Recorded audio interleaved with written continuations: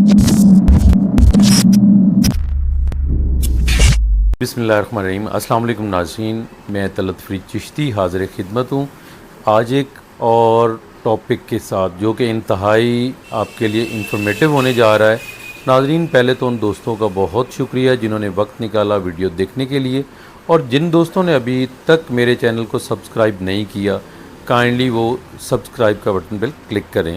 ناظرین، آج کا جو ٹاپک ہے وہ ہے ہیماٹوما پہ۔ ہیماٹوما بیسیکلی جسے ہم پنجابی میں کچھرالی کہتے ہیں، شولڈر کے جوائنٹ پہ، مطلب اگلے پاؤں کے اینڈ پہ اوپر، ٹھیک ہے، جہاں پہ آپ کی رکاب آتی ہے، یہاں پہ گلٹیاں بن جاتی ہیں۔ تو آج کی جو ویڈیو ہے وہ ان کے متعلق ہے، وہ کیوں ہوتی ہیں، کیسے ہوتی ہیں، اور کیا اس کا دیسی اور انگریزی جو علاج ہے وہ ہم تازیدار لوگ کیسے کرتے ہیں۔ تو آئیے چلتے ہیں اپنی ویڈیو کی طرف اور آپ کو دکھاتے ہیں کہ کیسے یہ علامات ہوتی ہیں، کیسے اس کا علاج ہوتا ہے دیسی اور انگریزی، ہم شائقین حضرات ایز اے فارمر ہم لوگ کیسے اس کا ٹریٹمنٹ کرتے ہیں۔ جی تو ناظرین، ہیماٹوما اور ہائیگروما یہ دو الگ الگ اس کی اسپیسیفکیشن ہے۔ ہیماٹوما میں خون کے لوتھڑوں کا کسی ایک جگہ پہ جانور کے کھڑے ہونا، وہ کونی پہ ہو جائے، وہ انجری کی وجہ سے ہو جائے، وہ کسی ویسلز کے پھٹنے کی وجہ سے، خون کی نالی کی وجہ سے کسی ایک جگہ پہ اکٹھے ہونے کو کہتے ہیں۔ ہائیگروما جو ہے وہ خون اور پسینے کا ایک جگہ پہ، پانی اور خون کا یا پسینے کا ایک جگہ پہ جسم کے اندر مکس ہونے کے بعد جو ایبسیس بنتا ہے اسے کہا جاتا ہے۔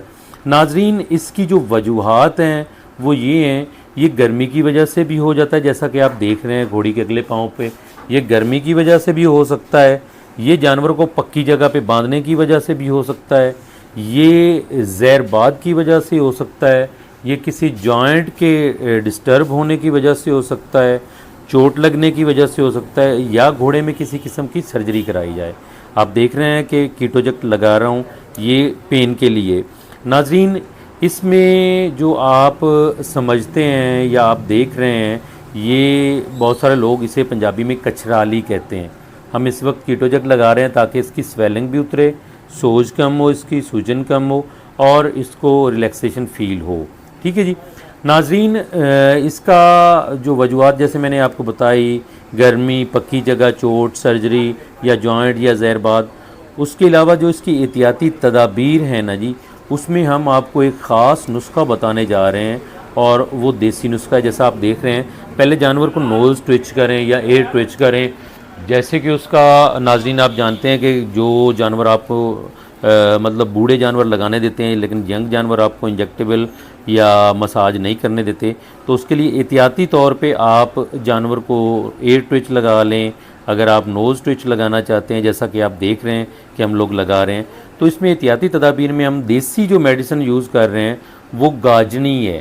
ناظرین، ایک گاجنی وہ تختی صاف کرنے والی ہوتی ہے، اور ایک جو عورتیں کھاتی ہیں، ٹھیک ہے جی، یہ والی وہ ہے جو عورتیں کھاتی ہیں۔ اسے رات کو بھگوئیں، ایک پاؤ گاجنی لیں، رات کو پانی میں بھگو دیں، صبح ناظرین اسے اچھی طرح یکجان کریں۔ یکجان کرنے کے بعد آپ متاثرہ ایریے پہ جو ہے نا جی، متاثرہ ایریے پہ آپ اسے لیپ کریں گے۔ ناظرین، اچھی طرح لیپ کریں۔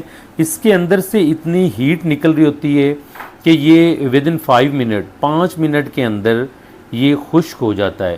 ناظرین، صبح، دوپہر، شام یا صبح شام اس کا لیپ کریں۔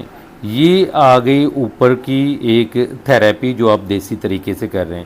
ناظرین، اس میں آپ اگر جانور پریگننٹ نہیں ہے، اگر گھوڑا ہے، تو اس کے لیے آپ پیناکارڈ سویلنگ کے لیے بھی یوز کر سکتے ہیں، ساتھ میں پینسلین میں کوئی بھی یوز کر سکتے ہیں، ٹھیک ہے جی۔ تو ناظرین، اس کو کبھی بھی آپ پرک نہ کریں، اس میں کبھی بھی آپ نیڈل نہ لگائیں، کبھی بھی آپ کوئی چیز گرم کر کے نہ لگائیں، کیونکہ جب یہ پرک ہو جائے گا تو اس کے مسائل بڑھ جائیں گے۔ اس سے بہتر ہے پہلے تو آپ اس کو کسی ویٹ کو، اسپیشلسٹ کو چیک کروائیں کہ اس کی کنڈیشن کیا ہے، ایبسیس کیوں ہے، وجہ کیا ہے اس کی کنڈیشن کی، ٹھیک ہے ناظرین۔ جیسا کہ آپ یہ دیکھ رہے ہیں مٹی، تو اس کا لیپ ہم کریں گے ناظرین اوپر، تو اس کی وجہ ڈاکٹر ہی آپ کو ڈائیگنوز کر کے بتائے گا، ٹھیک ہے جی۔ اب آپ نے دیکھا اس کے نیچے سے سوراخ بعض اوقات بن جاتا ہے، جب سوراخ بنتا ہے تو یہ بار بار پھر اس میں پس آنی شروع ہو جاتی ہے، اس میں ریشہ، پانی والا ریشہ، خون آنا شروع ہو جاتا ہے، اس کو آپ جب چیک کریں گے تو اس میں ہمیں پتہ چلے گا کہ یہ کون سی قسم ہے، ہائیگروما ہے یا ہیماٹوما ہے سوری. ٹھیک ہے جی ناظرین، اس میں آپ نے لیپ کرتے جانا ہے صبح شام. آپ نے اسٹیرائڈ اور ساتھ میں اینٹی بائیوٹک اور ساتھ میں انسیٹ دینا ہے گھوڑی کو. اس زخم کو آپ نے کھولنا نہیں، کیونکہ جب آپ کھولیں گے تو آپ اسے پھر اس کی کیئر نہیں کر پائیں گے، کیونکہ اس میں جانور جب لیڈ کرتا ہے تو نیچے پڑی ہوتی ہے، جانور بیٹھ جائے تو ٹیٹنس کے 100% امکانات ہوتے ہیں. ٹھیک ہے جی، آپ نے کٹ نہیں لگانا، کیونکہ یہاں پہ اگر آپ سٹچ کریں گے جانور کو تو جانور کا زور لگتا ہے اٹھنے میں، بیٹھنے میں، چلنے میں، دوڑنے میں، نیزہ بازی کرنے میں، ڈانس کرنے میں. تو یہاں پہ کھلنے کے، سٹچنگ کھلنے میں، اسپیشلی گھوڑوں میں سٹچنگ کھلنے کے جو امکانات ہوتے ہیں نا مختلف جوائنٹ کے اوپر، وہ 90% ہوتے ہیں. تو کوشش کریں ناظرین کہ کسی بھی جوائنٹ کے اوپر آپ جو ہے نا گھوڑوں میں اسپیشلی اسے اوپن نہ کریں، اسے سرجری سے بچائیں. ہاں اگر آپ کا ویٹنیرین کہتا ہے، آپ کا ویٹنیرین سجیسٹ کرتا ہے تو پھر آپ ضرور کریں، لیکن ریکویسٹ یہ ہے کہ اس کو سرجری کرنے کے بعد کائنڈلی آپ اس کی احتیاط لازمی کریں، ٹیٹنس کے انجیکشن لازمی لگوائیں، اسے نرم ریت والی یا نرم مٹی پہ باندھا کریں، کیونکہ جب انسان کو تکلیف ہوتی ہے وہ بولتا ہے، لیکن گھوڑوں کو تکلیف ہوتی ہے، جانوروں کو وہ بتاتے نہیں، کیونکہ اس کا حساب کتاب بھی اللہ تعالیٰ کی ذات لے گی. جانور کی ذمہ داریاں، اس کے فرائض تو جانور آپ کے پورے کر رہا ہوتا ہے کچھ حد تک، تو اس کی ذمہ داریاں آپ کے پہ ہوتی ہیں. امید ہے آج کی یہ والی ویڈیو آپ کو پسند آئی ہوگی، انفارمیٹیو ہوگی، اور اس کے ساتھ اگر آپ کے ذہن میں کوئی سوال آتا ہے تو کائنڈلی وہ کومنٹس باکس میں ضرور کریں، مجھے واٹس اپ کریں، کوئی بھی مشورہ ہو گھوڑوں کے ریلیٹڈ. اسی کے ساتھ آپ سے اجازت چاہیں گے. اللہ تعالیٰ سب کو آسانیاں دے اور آسانیاں تقسیم کرنے کی توفیق دے. السلام علیکم ورحمۃ اللہ.